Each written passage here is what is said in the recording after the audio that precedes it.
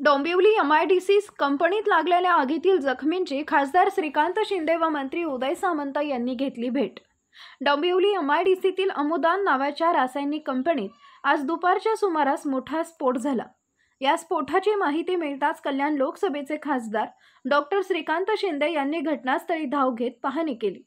या स्फोटात सुमारे 30 जण जखमी झाले असून या सर्वांवर खासगी आणि सरकारी रुग्णालयांमध्ये उपचार सुरू आहेत।